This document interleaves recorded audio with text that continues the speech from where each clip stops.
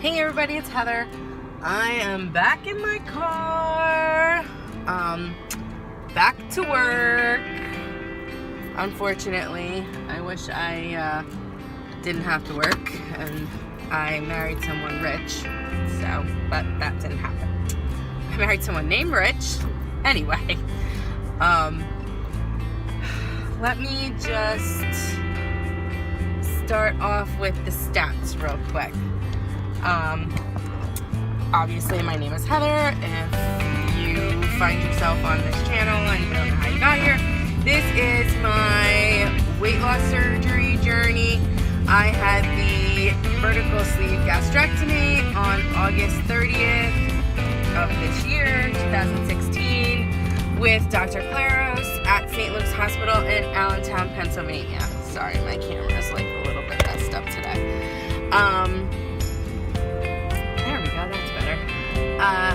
I am 5'5". I am 41 years old. My highest weight was 249.5 pounds. My starting weight the day of my surgery was 228.4 pounds. And right now my weight is at 211.6 pounds. So it's a total loss of 39 pounds. So I'm almost at that 40 goal. I do notice, it doesn't look like it. But anyway, it doesn't look like it at the angle that I have the camera on. My hair's a mess because I had it up and I just took it down. I'm on my way home from work. But I have noticed a difference. I went from a size 20. I am now in a size 16 pants. Most of the shirts that I have that I can wear that are not really big, like that are kind of like fit me good, are extra larges. I used to wear a 2X. Sometimes I would go for a 3X because my boobs are really big, and my boobs have not shrank yet. My legs seem to have shrunk. My stomach actually shrunk, obviously to get into 16 jeans. My hands feel like, my fingers feel like they're a little smaller, like my rings are like really, really loose, like I hear them clanking together sometimes when I'm moving. My ass got smaller, my cheeks feel like they're a little bit smaller, but other than that, I still have my boobs. Everyone keeps telling me that they will be lost soon, so I shouldn't worry about that they will disappear. But here I am. So this is actually my 2-week update. It's 2 weeks since I had my sleeve done, and just to let y'all know how that's going, I went to see my physician on Friday. He just basically looked at my suture areas, which are healing nicely. A couple of them actually are gone, like scab and all. Everything's gone. You wouldn't even know that they were there. There's a couple that are healing still, so they're no big deal.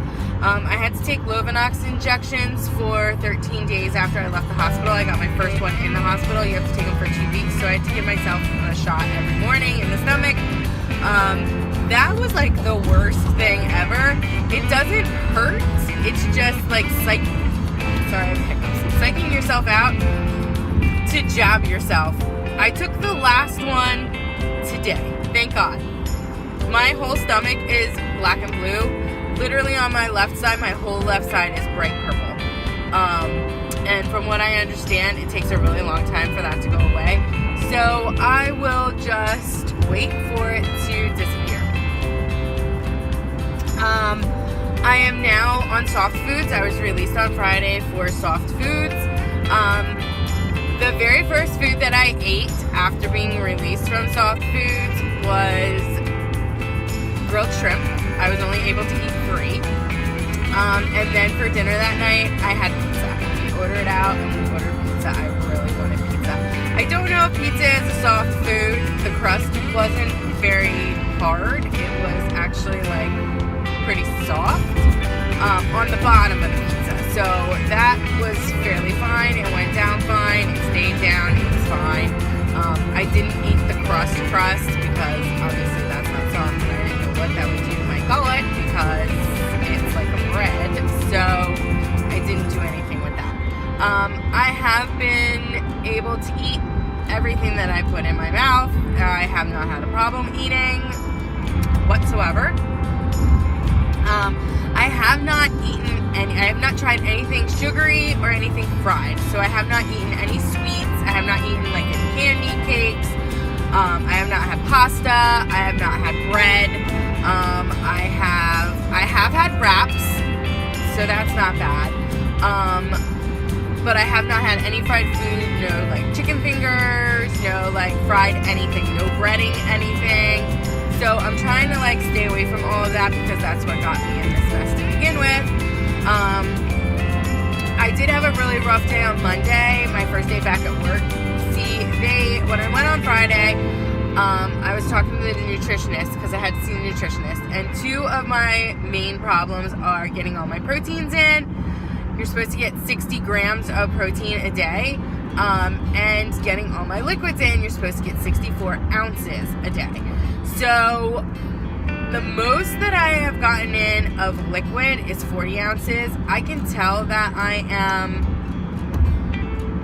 dehydrated because I only urinate twice a day, in the morning and at night. This is like a huge problem and a huge concern of mine. I'm very, very nervous that I'm going to get really dehydrated and need to go to the ER. So that is like huge for me. So the last couple of days since I've been back at work, I haven't really been concentrating on drinking. And that's a problem because yesterday I only drank like 16 ounces the whole entire day. And I'm supposed to get in 64 ounces.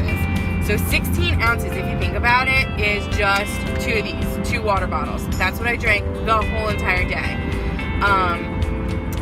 Needless to say, I keep a water bottle next to my bed at night. Every night when I go to sleep, when I wake up in the middle of the night to turn over, I take a couple sips.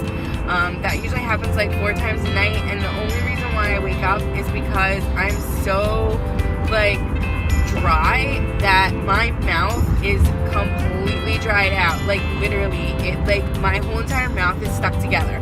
My lips are stuck to my teeth. My tongue is stuck to the roof of my mouth. There is no spit to be had. I literally take a sip, swoosh it around my mouth so that everything gets wet, swallow it, take another sip, swallow it, and lay back down and go back to sleep. But as soon as I wake back up again, it's the same thing. Everything's dry. It's a horrible feeling. So I was trying to figure out, because what happened was I'd been concentrating on trying to get my proteins in. And then I overate on Monday. And I had my first experience. I did not dump, but I had my first experience of feeling ill. And the heart racing, the sweats, my eyes were watering. It was horrific. One of the girls at work ran and grabbed me a bucket. I did not throw up. I threw up a little bit in like a baggie before she got back with the bucket, and it was just like water.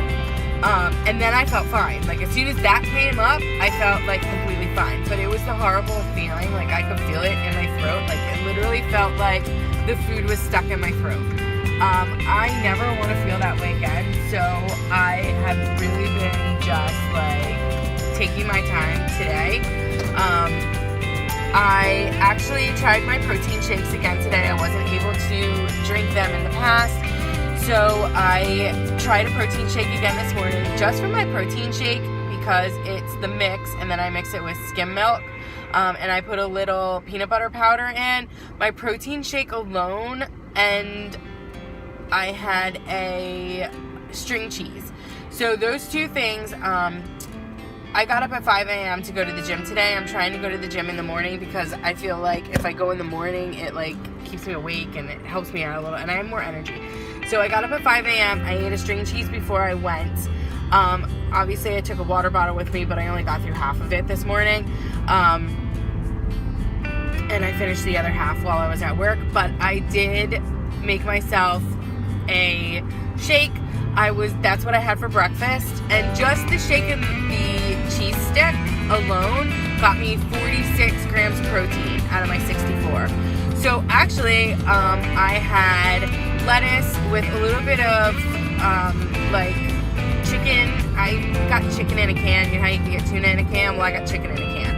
And I mixed it with some avocado mayo, and I took like lettuce and I stuck like a half a piece of cheese on top of it, and then put some of the chicken on top of that, and that's what I have for lunch. And then I had that again for a snack in the afternoon. So I am actually up to 66 grams of protein for the day, and I have not even had dinner yet. So drinking the shake in the morning really, really helps. The reason why you want to get your protein in is because if you do not get your protein in, your muscles start deteriorating, you stop losing weight, and you know, the major hair loss without the protein. So I'm going to try and make sure that I get all that protein in. Also, since I'm going on my third week, like I'm starting my third week, I think I may have hit a stall in the weight loss because I've been 211 pounds for the past 3 days. So I think this is my stall week. Some people it lasts for like a month. Some people it lasts for a couple weeks. Some people it's only a week. So who knows how long I'm going to stall out for. I'm hoping that my stall doesn't last really, really long.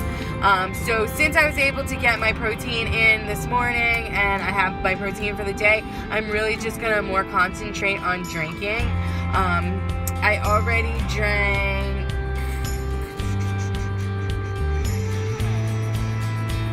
16, 17, 18, 19, 20. I had 24 ounces so far today.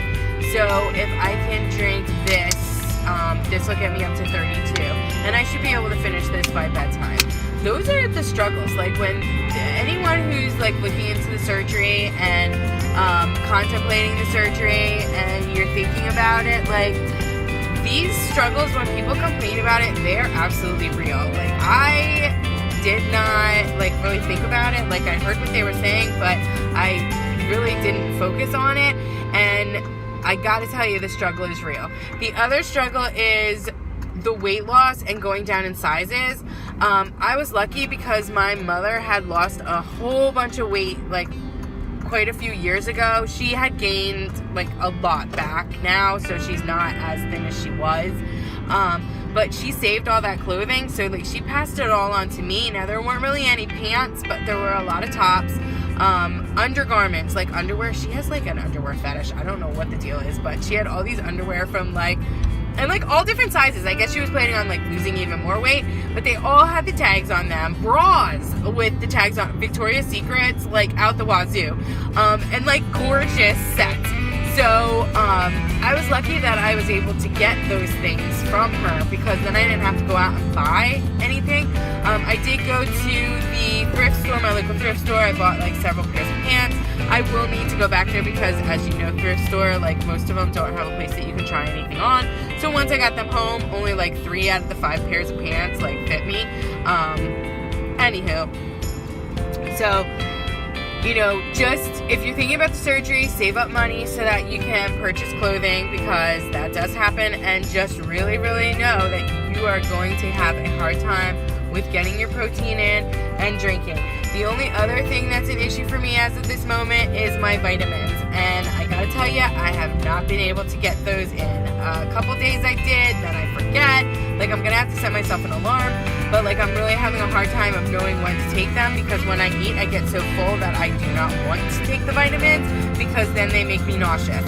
So the only thing that I am able to get in is my calcium, which I gotta tell you I've forgotten about for the past few days. My biotin for my hair and nails, I'm able to take that because those are all like chewables. Like the one tastes like caramel, the other one tastes like Starburst. But the vitamin is a problem. So I'm just giving you a heads up. This is the end of my 2-week update. I'm glad y'all are following along. I'll see you next week. Have a great one. Bye.